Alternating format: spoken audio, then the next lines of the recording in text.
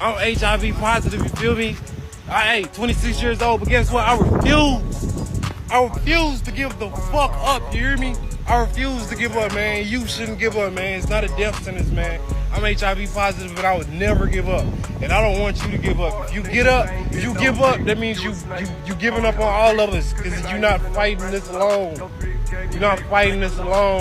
Alright, story time on how I got AIDS the same day that my mom died. Now, I wasn't even going to come on here and talk about this because it was a little bit personal, it was a little bit hard, but I feel like somebody, could maybe relate to it and find some type of security in it. So on December 22nd, you see that? That's how easily motherfuckers can get on here and lie to you, right? Now, what's important is y'all need to keep brushing your teeth, because there's no reason why y'all growing with ages walking around with stank breath, and we have to pay for that. So please, keep brushing your teeth. Have a good day. I have HIV, but how did I get it? It's quite a boring answer, to be honest with you. I had sex. I had unprotected sex with a person that I was dating at the time. They were clearly positive. I'm now positive. Here we are. I have gone into this in more detail in a few other videos, but this was like quite a while back and I can't remember which one it is. So if you want to know more about how I got it, I can talk about it, but I just had unprotected sex. If you are not celibate, ladies, this is the time to be celibate. The HIV/AIDS infection rate is going up extremely quickly. Houston is a hot spot. We already know about Atlanta being a hot spot. Now I'm hearing about the Carolinas going up in STD rates. If you are not celibate, it's time to be. You don't need to be sleeping with anybody.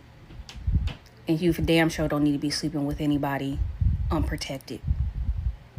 I just saw a video of this woman yelling and screaming outside of this man's home as he's coming out. He's getting in his tow truck, yelling at him, and she said that this man gave her AIDS.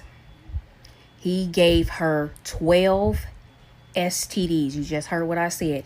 12 STDs in 6 months. First off, if you got one, why the hell was you continuously sleeping with this person after the fact? It is a wrap on just having casual flings and sexual encounters with people, because you just don't know. People are out here just reckless, don't care. They know they have a STD. They know they have something that they can't get rid of, and they do not care. They will spread it to you because they want you to hurt and be miserable like they are. Close your fucking legs. We need to close our fucking legs for more than just that, because pregnancy is the absolute not in this country at this point, because hell, you'll die from that too. It's a wrap. It's time to wrap it up, close it up, whatever you got to do, because it is not worth your life. It is Sunday, August 27th.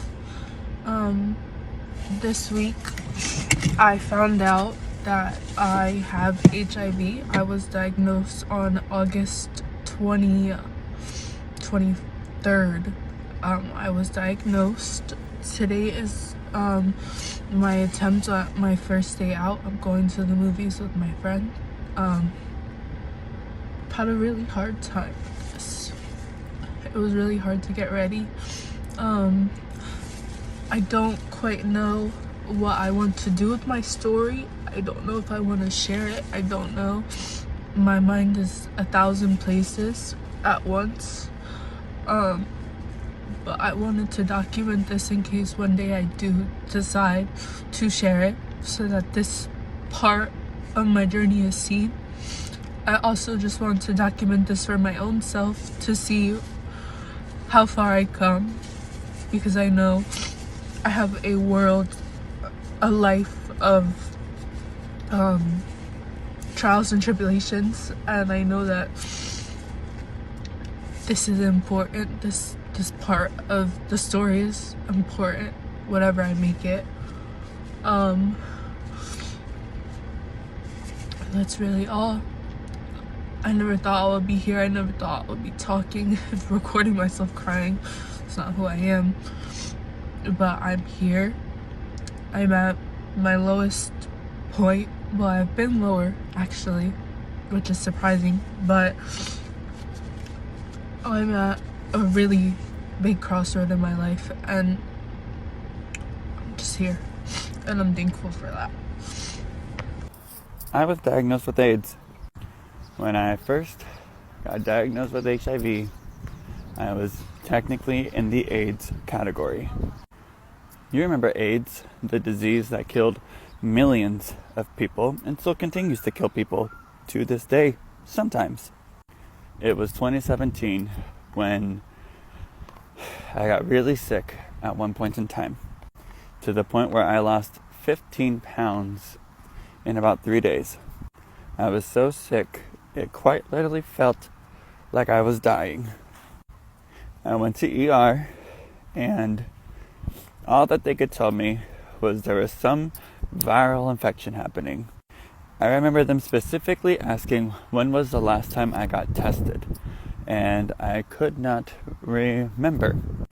So they said that they were going to run tests just to be safe. Then I heard nothing about it. And somehow, by some miracle, I just seemed to have bounced back from this infection. Fast forward to January of 2018. I happened to be intimate with somebody, and for whatever reason, after this moment, I was bleeding. That was the first time that's ever happened to me. I went to the doctors to see what was going on, and he said, Andrew, it's time that you get tested again. I said, yeah, I'm always happy to get tested more often, but I could have sworn I just got tested and you don't see the results. And he goes, no, I don't see anyone doing tests on you. I said, do you see that I went to ER back in September of 2017? He said, yes, I see that, but I don't see them running any tests. Fantastic. So we get tested, and this was Tuesday, January 16th, 2018. And then I'm told, and I don't even know if I should be saying this online, I then was told over the phone on January 18th, 2018, Andrew, you have HIV. Now, when I first heard him tell me this, I could have sworn he said HPV. And I don't know, HPV I guess sounded nicer to HIV at the time, I don't know, but I didn't have the reaction. He corrected me, again, over the phone, and said, no, Andrew, it's not HPV, it's HIV. And that was it. My life completely changed. I then met with a specialist January 30th, the last day of that month, or 31st, whatever that day was. And thankfully at the time, he just told me we have HIV. I was given a medication. That was that. It wasn't until a later conversation that he told me, technically speaking, Andrew, when we were first dealing with your case, your viral load was in the AIDS category. I said, what? He said, yep. Technically speaking, when we first interacted with each other, your viral load was so high, it would be considered AIDS.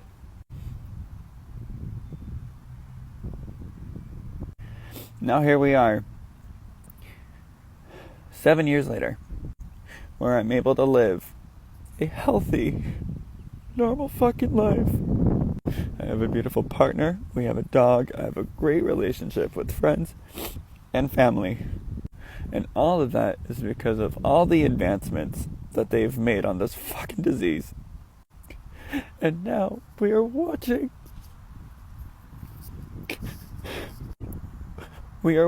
them target this awful disease when we have so many other things to deal with. Not only are they going after the research on how to cure HIV, but they're going on how to prevent it as well. Do you understand? Like, this disease doesn't discriminate. It doesn't just go after queer people. It goes after everybody. Doesn't matter how rich you are. I really need everybody to look at what is happening. They'd been dating him for over a year, from the beginning of our relationship. He always insisted we be intimates without protection. I kept saying no mainly because I was scared of getting pregnant. But after a year and 5 months together, I decided to give in. I thought was giving him something special. Right after we were done, he turned to me with a strange look in his eyes and said, "Congratulations, now you have HIV too." At first, laughed. I thought it was a dark, twisted joke. I couldn't imagine he was being serious. I didn't want to believe it, so I stayed. I stayed for 5 more years. Until my body started to change. I had constant fevers, lost weight rapidly, and strange rashes started appearing everywhere. I finally went to the hospital. Never forget the moment the doctor looked at me and said, "You've tested positive for HIV." I was in shock. I immediately called him crying, and that's when he finally admitted it. He told me he had known all along that he got it from a previous girlfriend and that he made it his mission to pass it on to every woman he dated. He had already done it to at least 3 other women before me, and I was the 4th. Even though I was heartbroken, even though my world fell apart, I couldn't bring myself to report him because I loved him. Now I'll live with this virus. And every day is a battle, not just physically, but emotionally. But I'm stronger now. And I share my story not for pity, but to warn others. Protect yourself. Don't ignore red flags. And please choose love that doesn't hurt. I found out I was HIV positive after noticing strange spots on my body and experiencing high fevers. It all started after a night out with my friend. I remember drinking a lot way more than I should have. Things got so out of hand that I completely lost control of what I was doing. My friend tried to get me home safely, but we ended up arguing and she decided to leave. I stayed at the party with some other friends and eventually met this guy. He seemed fun and the last thing I remember was dancing and having a great time. The next morning, I woke up in his bed, confused and unable to recall most of the night. I left before he woke up, brushing it off like it was no big deal. I thought that night wouldn't have any consequences, but a month later, I started losing a lot of weight. I was constantly running a fever, had terrible headaches, and noticed strange spots appearing on my skin. That's when panic set in deep down. Had a terrible feeling about what might have happened that night. I decided to go to the hospital, and that's when. Comment if you want to hear part 2. So you telling me 15,000 people is positive for having HIV in the fucking city? Not 1,500. Not 15 people. 15,000 motherfuckers is positive for having HIV, bro. I don't know if this shit true. You know, motherfuckers be chasing it on Facebook and all that, but please let me know if this shit ain't true. Because if it is, I'm finna go buy me a pocket pussy, because I'd rather beat my dick and to stick my dick in one of you bitches in Chicago. I'm not even gonna lie, bro. Because 15 fucking bro, that's damn near the whole fucking city, bro. That shit probably west, north, south, east, like ain't no fucking telling. In the last 8 months, Atlanta alone, have reported 20,000 HIV cases. I don't know how many times I can say this, but I'm going to say it every day if I have to. You need to keep your legs closed. I don't know what the hell is going on, but Sex is not one of them things that you need to be doing. It's not worth dying for. And I don't care how good the medication is now. I don't care that it is now not a automatic death sentence like that as it used to be. I don't care. Keep your legs closed. 20,000 cases in the last 8 months in Atlanta. Is it worth? I wish I would even go visit down there. It is not going to happen. And unfortunately, I know some people that have contracted it. To be truthfully honest with you, all of them happen to be men. It's not worth your life. Protect yourself. Leave it alone. Go get tested together. Know your status. Take PrEP. Wait a minute now, Chicago on fire? We ain't talking about 30, 300, 3,000. There has been a confirmed positive of damn near 30,000 cases that have tested positive for HIV amongst men and women coming out of the shot town out the city. And ain't nobody on Facebook, TikTok, Instagram, ain't nobody speaking on it. But here it is. We talk all that trash about all the other goddamn states. And you mean to tell me y'all is down there in the shot, swapping spit, sharing men and women amongst each other? Ain't no way. And y'all be having the nerve to keep these cheating ass men and women that y'all been 30,000 goddamn cases tested positive. Oh my God. That don't make no goddamn sense. We thought it was just inaccuracy. But a lot of these health officials that work in hospitals or whatnot down there, they in the comment sections confirming exactly but you won't hear too many people talking about what's going on. We talk about Florida, Atlanta, Philadelphia, Washington, D.C. We talk about all these other places with all these high-ass numbers and cases coming back for positive HIV tests, but ain't nobody talking about all the 30,000 that came back positive in the city alone. Chicago is the city. And ain't nobody talking about it? Ooh, well, y'all keeping it. 15,000 people have been diagnosed with HIV. 15,000 people in Chicago. Not 1,500, 15,000. So with that being known, right?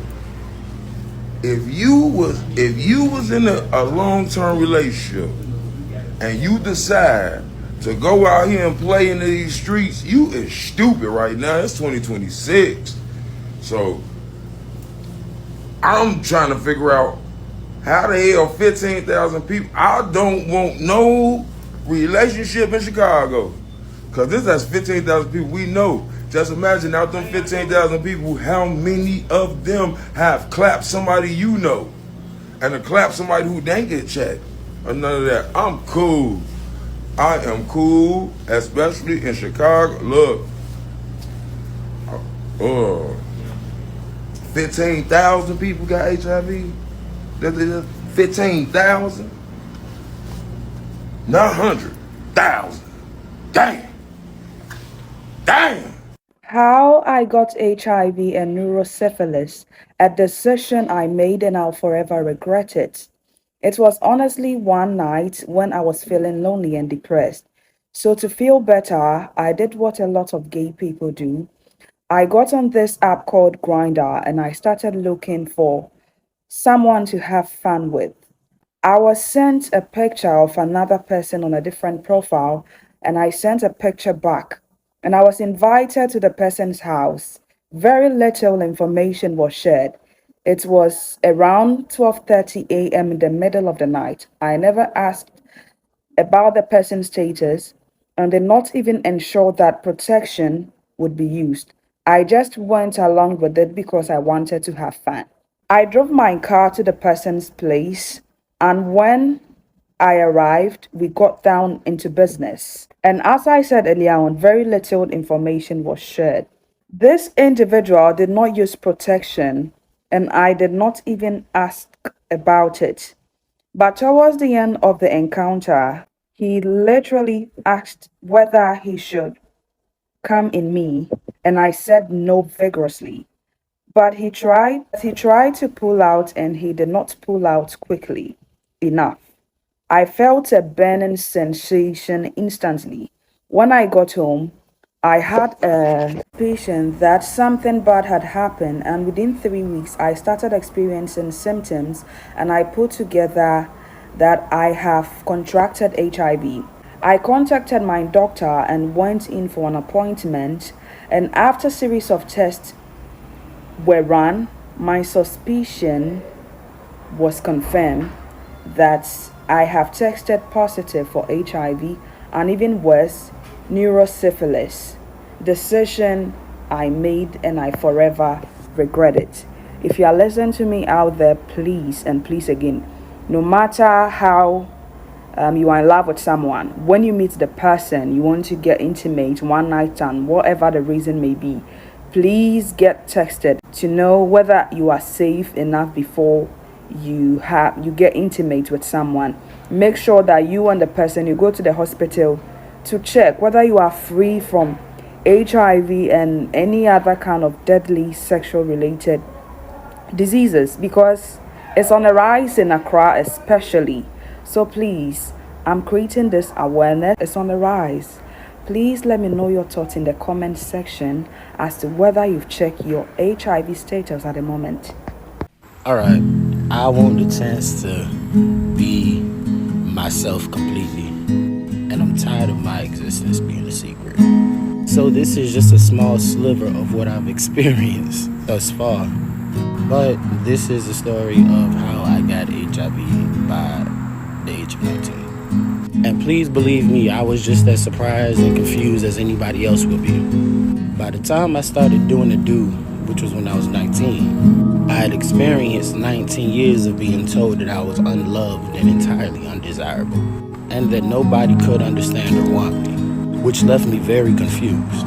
Keep in mind I'm autistic, so following orders is pretty much my entire childhood. So there is no saying no, you just say yes.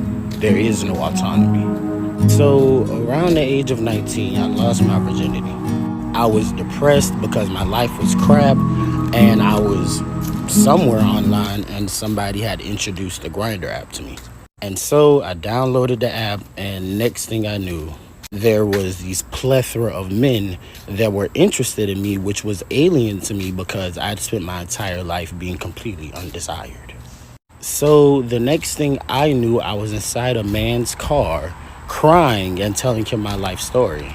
And after I finished telling him my life story up until that point, he requested that I gave him head, which I did. And that was my first time ever doing that. And so I finished crying, gave him head, he finished, and I went back to my room. And that's how I lost whatever that was. But anyways, what followed was absolutely absurd in my perspective. But along with my desire to be seen and felt, there were, a lot of people out there. And so there were a lot of men that were coming to see me. I didn't know what to do with it. I didn't know why they were there, essentially. And I damn sure didn't know how to tell them no. So essentially every day I was sneaking these men into my room, which I paid for, by the way. It's crazy that I had to sneak them in, but anyways, it was plenty of men, not a dozen, but multiple of dozens. And this went on for a few months, not many, about 2 or 3, of just being used by literally whoever, essentially. People I desired, people I didn't desire. I didn't know how to say no, so the moment that any communication was initiated, I felt like I had to allow them because I'd already been conditioned that I can't say no. So that's what it was. And amongst other terrible things happened in my life, around December of that year, my lymph nodes had started to swell. And me, I'm on top of my health always. I'm with it. So I don't play no games. So I immediately Googled what's going on, and it told me that that was a symptom of HIV. And there wasn't much I could do. I was already in a very terrible circumstance just in life in general. And there was this one man that I had linked with that was willing to help me out. So he would take me to the hospital, help me get whatever medication I needed. At this same time, I'm just coming out to my family. I just came out to my high school best friend. And so he's helping me out as much as he can, but I'm irate. I'm in pain, I'm suffering from symptoms, and I'm untreated. So eventually around January, when I do get treated, I go to the clinic, they pin my finger, They take my blood, and it's the rapid test. So they let me know, hey, you have HIV. Me, I don't know. All this shit happened pretty fast. But what I do know is that the faces that the nurses was giving me, they looked like they were watching a dead man walking. Like the lady was like, oh, I'm so sorry, this, that, and the third. And they just was looking at me like my life is over. But in my eyes, it felt like my life had just begun.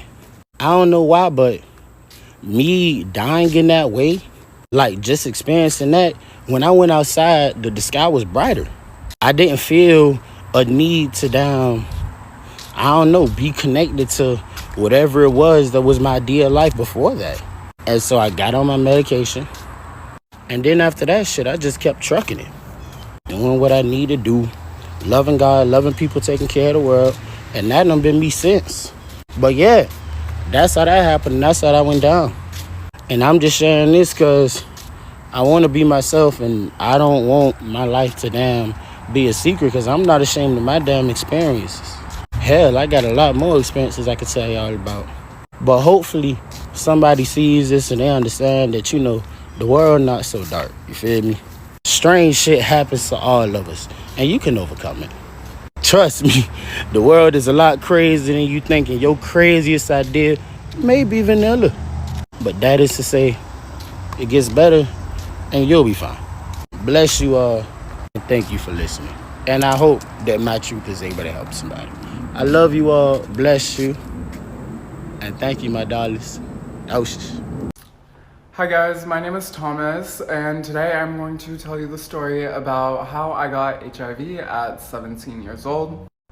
The reason I am coming on and spilling my life out to you guys today is because I feel like there's not enough representation of HIV positive people in the community. I literally haven't seen anyone advocate for it on TikTok, so you know what? I'm gonna be that bitch today. Now, the story is gonna get dark, so disclaimer, there is gonna be some triggering things going on, and yeah, let's start talking about it. So growing up, I honestly did not really have a male figure to really look up to, and in school, they didn't really teach you too much about gay sex, at least the school that I went to. And so that part of my life was literally missing, and I feel like I would get myself into situations that I really did not know the extremes of. Now, we all in the gay community know of an app named Grindr, one of the 7 deadly sins. Story will be continued in part 2. I officially have an AIDS diagnosis. When I got my blood results back, my CD4 count was at 120. If your cell count is below 200, you are considered to have AIDS, which is an advanced stage of HIV. However, I have gotten recent blood results back since I've been on medication, and my CD4 count has went above 200 to 226. So I will always have an AIDS diagnosis on my record. However, I will not be in the AIDS stage. So it's just going to take time for my CD4 count to get to a healthy place, and I should be fine.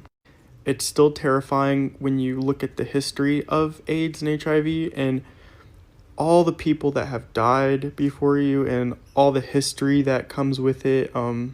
I think that's something that really humbled me in the beginning, looking at other people's stories and experiences, even looking at old YouTube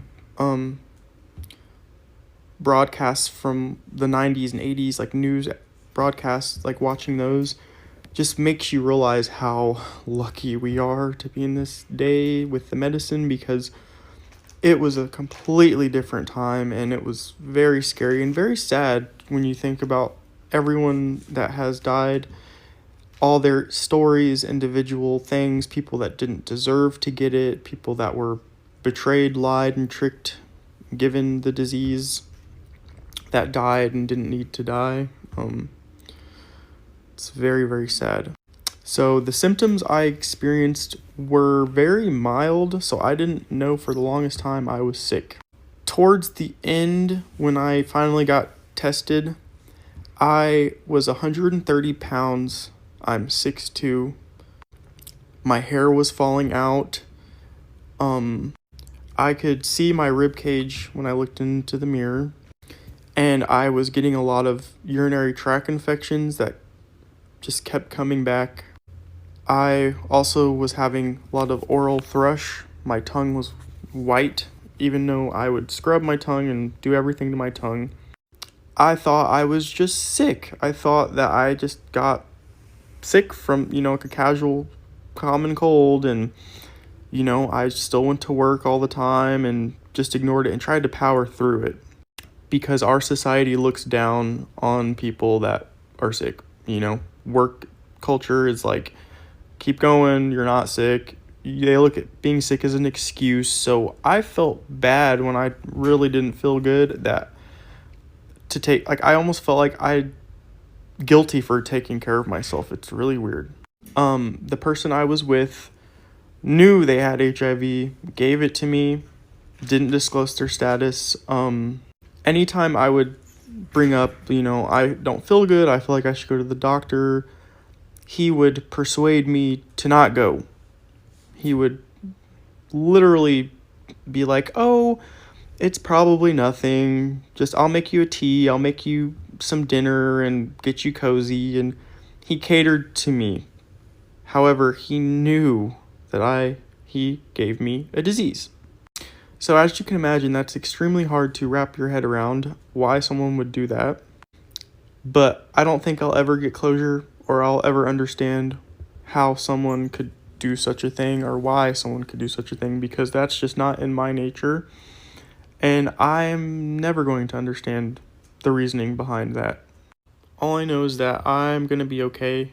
It's very difficult, but yeah.